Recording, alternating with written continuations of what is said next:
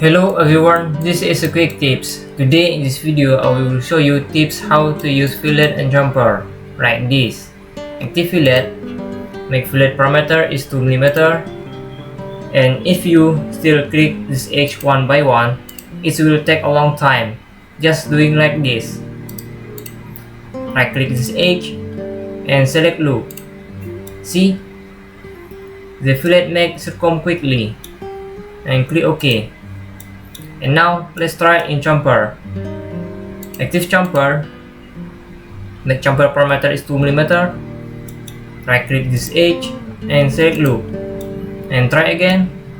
Right click this edge and select loop. See?